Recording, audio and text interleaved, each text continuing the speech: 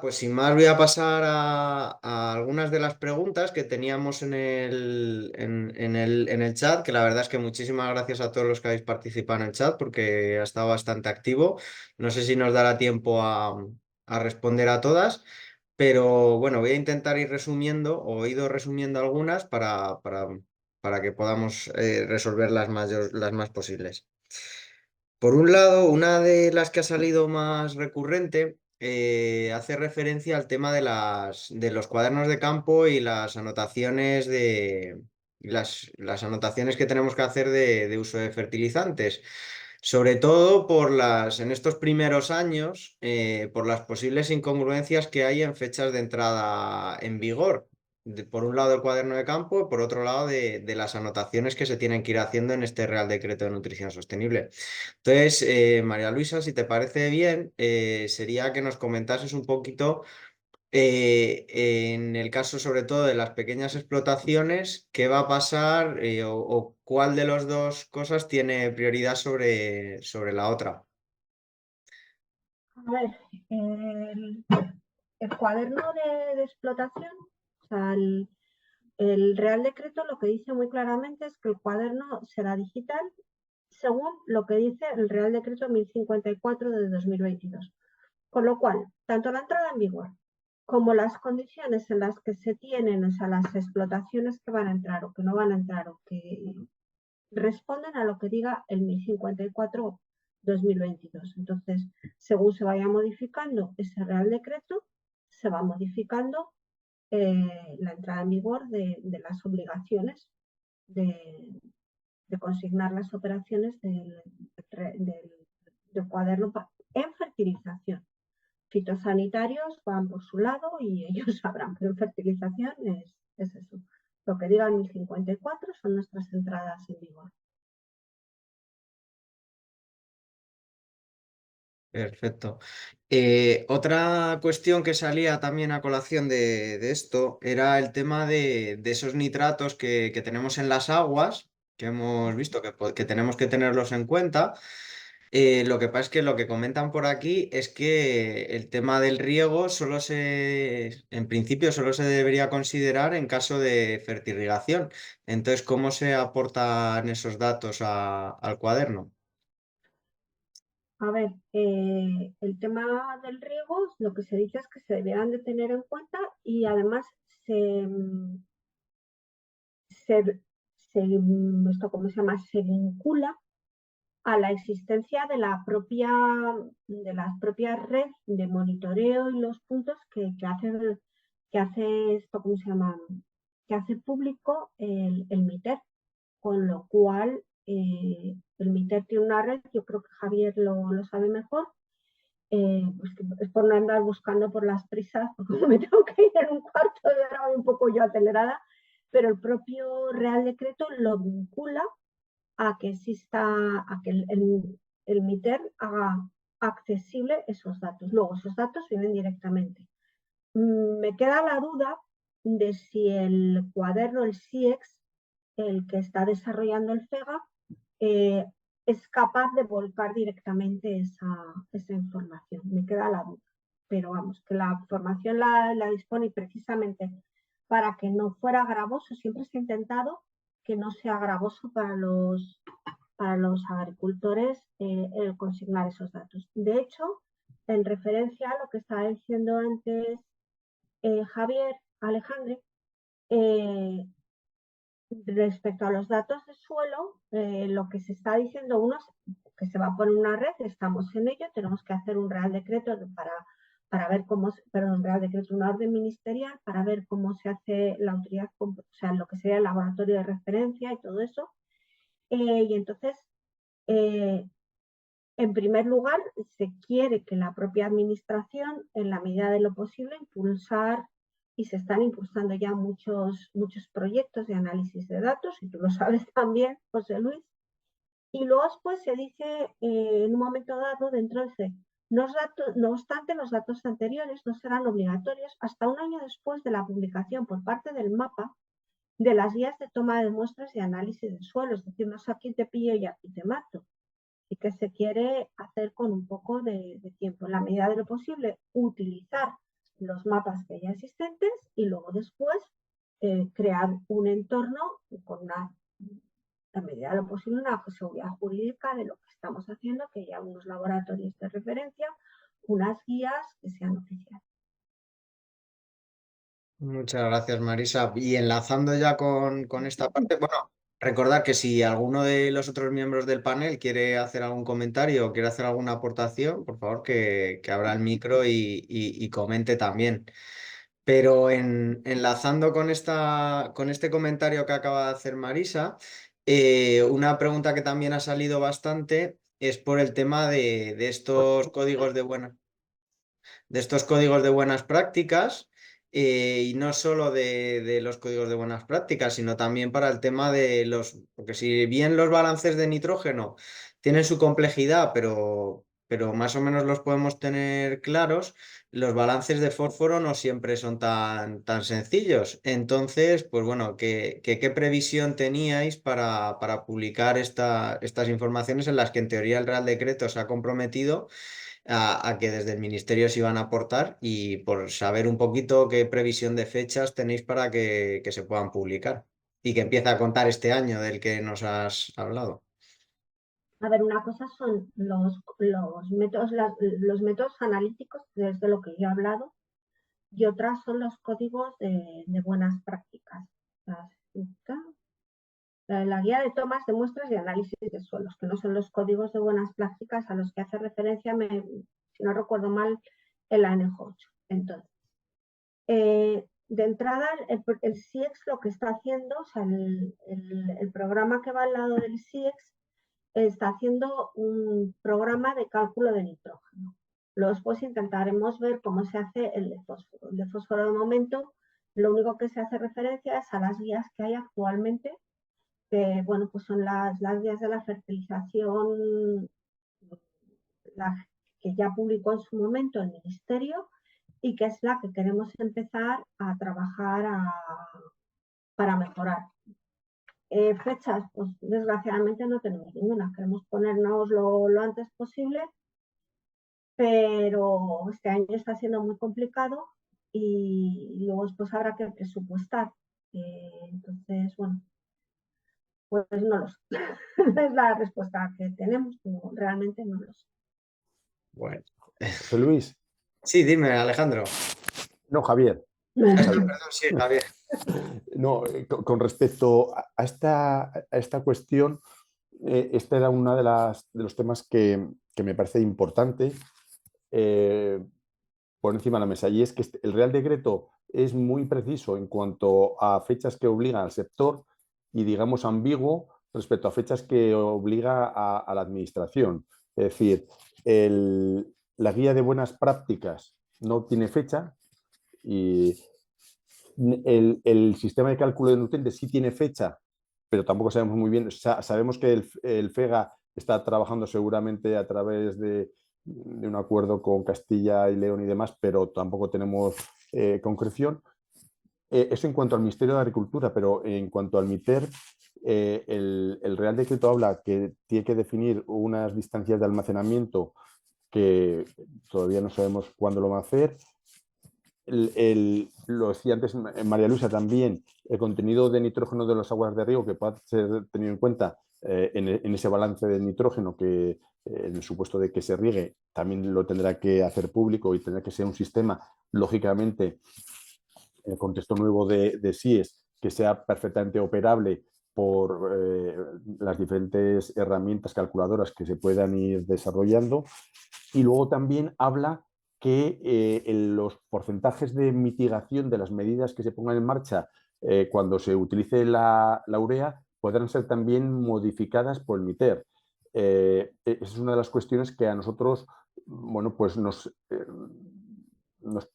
da ciertas dudas en tanto en cuanto, bueno, pues sabéis que el Real Decreto lo que dice es que el sector deberá implementar medidas en un determinado supuesto que supone una reducción de las emisiones superiores al 30%, si en caso de urea. Entonces, bueno, pues esto sí que sería importante conocerlo porque en esa labor de informar y asesorar que tienen las organizaciones agrarias, bueno, pues es clave saber qué medidas son, porque pueden ser modificadas, tal como yo lo he entendido, a instancias del MITER. Por eso, en el fondo, lo que vengo a decir, José Luis, es que hay una cierta laxitud en cuanto a fechas que obligan a la administración y no así en el caso del ministerio, o sea, del sector, perdón.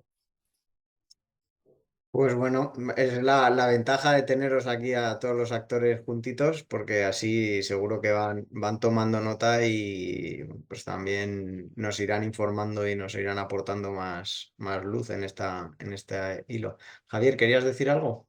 Y no, solo respecto a lo que acaba de comentar Javier Alejandro, el tema de las fechas. En el 47-22 sí hay un procedimiento con una serie de fechas que obligan a la administración. Otra cosa es la cantidad o sea, lo que supone la coordinación de diferentes administraciones y los retrasos que pueda tener. Pero sí, ese código de buenas prácticas y tal me parece que tiene fecha de 2 años a partir de la publicación del Real Decreto digo el general, que recoge, que además con los temas esos de análisis de eficacia, de la envolvente, vamos a decir, de lo que se haya producido. Otra cosa será retrasos. Y luego también remitir para lo que son ya pues, sí, los objetivos ambientales y luego, o sea, subrayar la importancia de la normativa en los planes hidrológicos, los objetivos ambientales que tocan lo que él estaba sobre. Nada más. Bueno, yo lo siento, pero me tengo que despedir porque se me va acabando.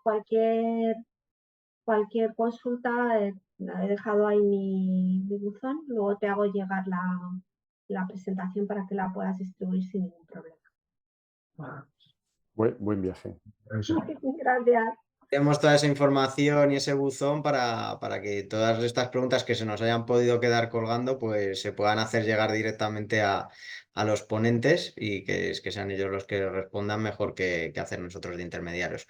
Pues nada, Marisa, muchísimas gracias por participar, Gracias. por tu presentación y nada, que defiendas bien los intereses de todos los agricultores. Hasta luego. Bueno, continuamos con algunas de las preguntas y bueno, pues podemos seguir un poquito con esto del cuaderno.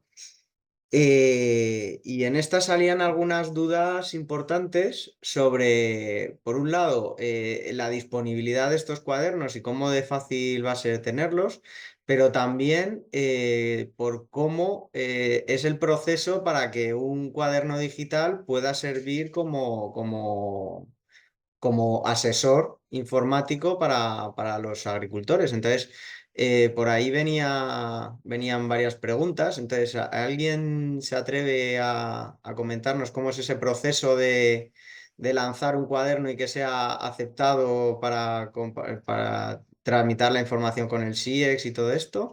Y luego también, pues eso, sin más. Bueno, no sé si queréis que comento por alusión al cuaderno. Em, a ver, claro, yo conozco el nuestro, ¿no? Es decir, no conozco todos los cuadernos del mercado, ¿no? Pero está claro que lo que sería un cuaderno comercial tiene que estar dado de alta mediante una serie bueno, de certificaciones y de acuerdos por un lado, con la parte de las comunidades autónomas. Entonces, la empresa que propone un cuaderno de explotación comercial tiene que tener ese acuerdo con las 17 comunidades. A partir de ahí, también tienen que recabar el consentimiento de cada agricultor, cada titular de explotación tiene que dar su consentimiento para que estas empresas puedan tratar esos datos, ¿no? Por un lado. Y luego también existe la figura del asesor o de, bueno, ahora no me acuerdo cómo se llama exactamente, pero hay una figura de intermediación que sería por ejemplo, la propia cooperativa o si es una empresa, pues tiene que tener ese consentimiento también para poder trabajar el cuaderno en nombre de los titulares de la explotación. Porque el titular de la explotación es el último responsable de la información que se vuelca a la administración. Eso sí, dependiendo del cuaderno, pues uno se pondrá más facilidades o menos para supervisar esa información por si tienes un técnico que te asesora o que te valida esta aplicación, antes de enviarlo, pues que pueda supervisarlo, pueda comprobarlo y pueda marcarlo para su envío, ¿no? En nuestro caso lo que hacemos es todo tratamiento, por ejemplo, si lo emite, pues, lógicamente lo emite un técnico, le llega al productor, el agricultor o la agricultora llega y marca que lo ha aplicado en tal fecha, normalmente con ayudas, ¿no?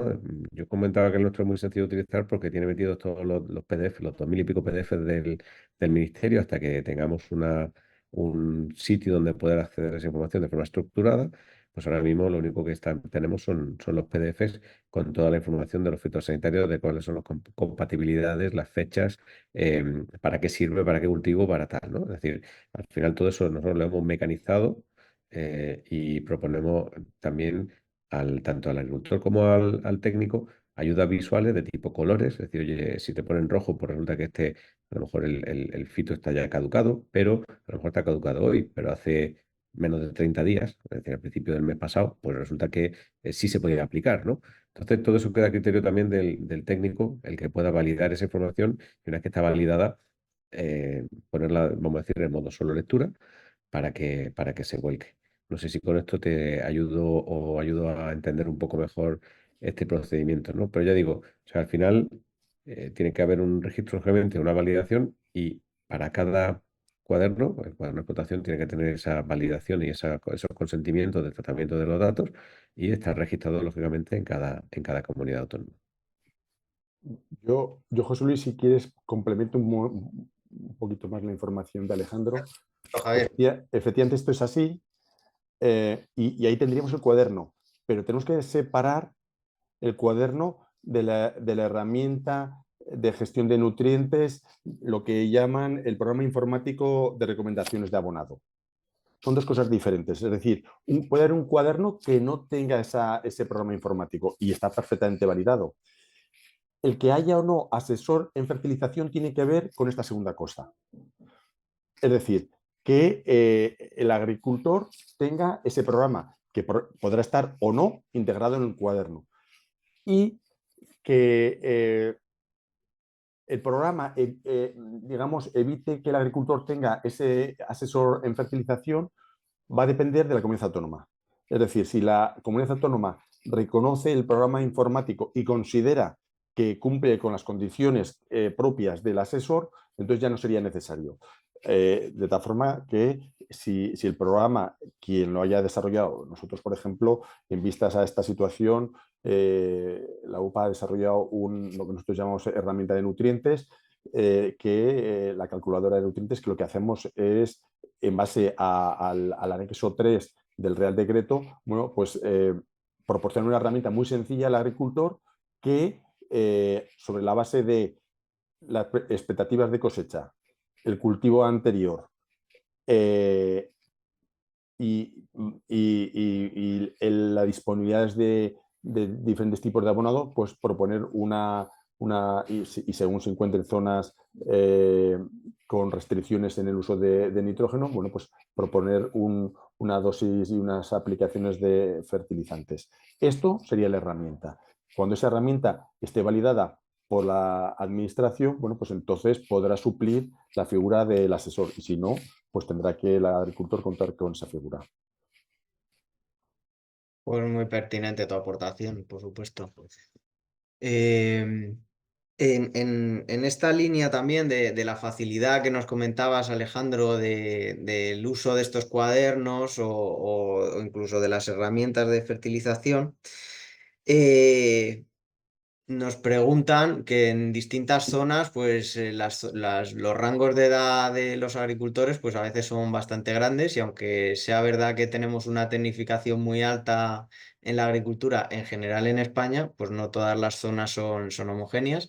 Y pues nos preguntaban cómo de fácil realmente en la práctica va a ser adaptarse a estas herramientas, o por lo menos a la vuestra. Claro, yo puedo hablar por la nuestra, ¿no? La nuestra, precisamente para el que está a pie de campo, pues es una aplicación en el móvil. Una aplicación en el móvil que te muestra de forma muy sencilla y muy gráfica, en el cultivo en el que estás, y si tienes una aplicación, pues te permite añadir un fertilizante o si el técnico te lo ha recetado, ¿no? Te ha recetado un fitosanitario, te va a aparecer en una lista las recetas que tienes, como si fueras al médico, ¿no? Y directamente haces clic sobre una de ellas, tienes todo relleno ya por parte del técnico, en el caso de que te lo haya preparado, y lo único que tienes que decir es cuándo y si has, es decir, si no has variado la cantidad, ¿no? Pero es tan fácil como decir, una vez que tú entras en la aplicación te identifica, la aplicación te permite, por ejemplo, hacer fotos geolocalizadas en caso de que estés hablando de algún tipo de problema, una incidencia en el cultivo, una enfermedad, una plaga, que puedas registrarla también y que quede todo eso geolocalizado. Todo eso, a ver, es como todo. Lógicamente el productor tiene que ser capaz de usar el móvil. Yo creo que todo el mundo tiene el WhatsApp hoy en día, ¿no? Aunque otras herramientas nos den miedo, ¿no? Pero en este tipo de herramientas nosotros la hemos visto como muy sencilla de utilizar, como buscando que sea muy ágil, que incluso funcione en modo desconectado, que muchas veces también tenemos este problema de que no hay cobertura donde estás, si estás en el campo, ¿no? Y la herramienta tiene que permitirte, por lo menos, marcar, ¿no? Y luego sincronizar los datos cuando llegues a cobertura otra vez, ¿no? Pero, ya digo, visualmente es una herramienta en el móvil muy sencilla de utilizar, que con imágenes y con pocos clics, que es también fundamental, poder rellenar la fecha, la hora y confirmar la aplicación de esa receta, ¿no? Pues perfecto, hombre, la verdad es que así parece bastante sencillo, ¿verdad? Tendremos que empezar a usarla para ver. Voy a saltar alguna pregunta un poquito más general para el ministerio. Bueno, igual alguno también de vosotros podéis contestar. Y es para este registro de asesores que puedan asesorar o de herramientas que puedan asesorar, ¿dónde se registran? ¿Es en cada comunidad autónoma? ¿Es en el ministerio? ¿Ahí se sabe ya dónde se tienen que registrar? No sé si Nacho tiene, se nos ha ido Marisa, pero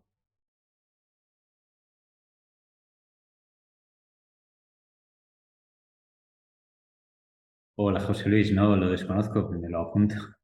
vale, no, lo apuntamos y se la pasamos también a Marisa y la respondemos luego. Pues ya que estás Yo aquí, creo, José, yo creo que es en las comunidades autónomas y un asesor registrado en una comunidad autónoma puede ejercer en cualquier otra comunidad autónoma. O sea, no es ya carácter nacional una vez que es reconocido y registrado en una comunidad autónoma.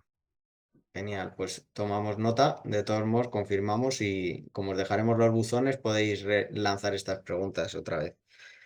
Eh, Ha salido también en 8 el tema de que hay veces que parece que en España pedimos más o más pronto, distinto que en Europa. Eh, Sabemos que nuestras condiciones también son distintas y eso seguro que influye en las medidas que se han tomado.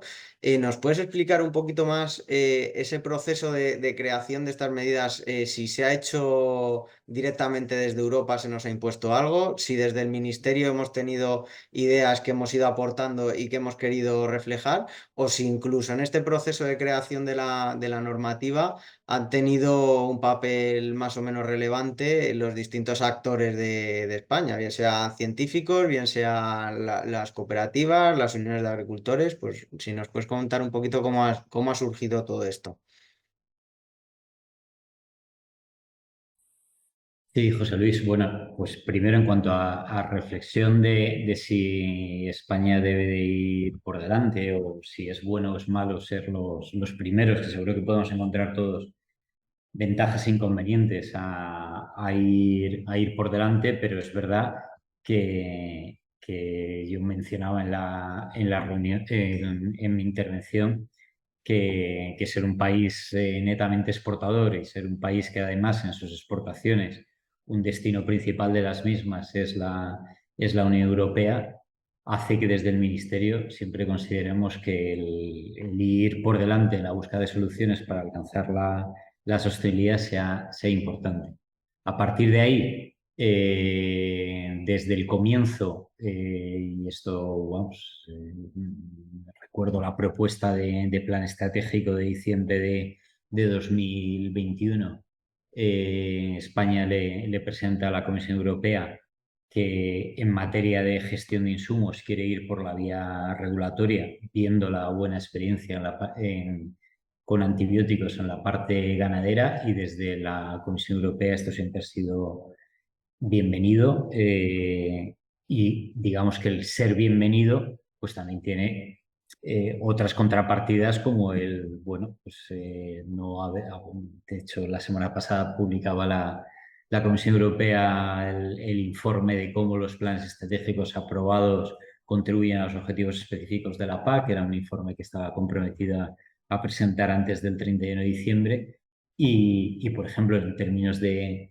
indicadores de resultado, pues a lo mejor de la agricultura o de los planes estratégicos aprobados, el nuestro es uno de los que sobre menos superficie se va a actuar en materia de fitosanitarios o en materia de fertilizantes, porque precisamente se ha ido por la parte regulatoria. Es decir, lo que quiero decir es que la Comisión, dando por hecho que íbamos a ir por esa parte regulatoria, pues a otros aspectos como son nuestro modelo de corregímenes o nuestro modelo de asociadas, no le ha puesto mayores inconvenientes porque iba en el mismo paquete.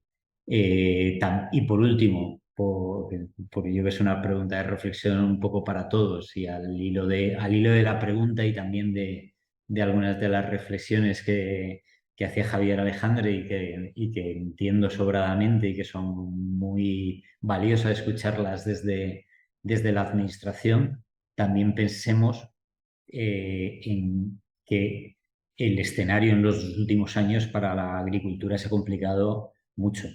No es igual cómo se planteaba todo en el año 2021 que cómo estamos en el 2023, después de 2 años especialmente complicados en materia meteorológica en España, y con un escenario de inflación que hace que las ayudas a la renta, muchas explotaciones hayan podido considerarla o las consideren a día de hoy menos atractivas que cuando se planteó todo el plan estratégico en un contexto post-Brexit, en el que todos teníamos cierto miedo sobre la continuidad de las ayudas, y el plan estratégico suponía una garantía en las mismas. Muchas gracias. Y ya voy a ir cerrando y lanzo una última pregunta que sería para Javier Álvarez, que bueno, es verdad que aquí estás en un foro donde muchos somos agrónomos, trabajamos en una escala más pequeñita de nuestros suelos. Tú como ingeniero de caminos, que tienes una visión probablemente más hidrológica en unas escalas muchísimo más grandes, si nos podrías decir así a grandes rasgos o para que lo entendamos nosotros, eh, ¿qué expectativas tenemos de que estas medidas tengan un impacto más a corto plazo, más a largo plazo? ¿Cómo crees que va a ser el proceso de mejora de estos acuíferos una vez que apliquemos esto? Para no llevarnos sorpresas luego de que si funciona muy rápido o funciona muy lento. Es una pregunta muy amplia, es una pregunta muy amplia. No me atrevería a contestar ni a hacer ninguna predicción. Esa es una de las materias, además, que debemos tratar en el informe, la utilización y la implementación de modelos que planteen una relación entre el estado de esas masas y las medidas, pero no me podría atrever a predecir en positivo o en negativo. Hay un problema serio en España con la contaminación por nitratos. Hay además otra serie de cuestiones de carácter técnico que también han salido aquí, quizá convendría también aclarar respecto también a esta última pregunta sobre la reducción de los, o sea, sobre ser o no ser más estrictos. Es que hay otro tipo de reglamentaciones como esta, o normativa, como esta que viene de Directiva Marco, para la que se han hecho además estos umbrales, se han adaptado esos umbrales para intentar también conducir con la otra, pero no, en lo que se refiere a la cuestión que se plantea así en términos tan generales, yo no me siento capaz de contestar y de dar una previsión en positivo o en negativo así de repente. es un tema que se tratará en el informe y a junio del 2024 quizá tengo algún tipo de cuestión ahora voy para- sobre eso, una respuesta un poquito más clara.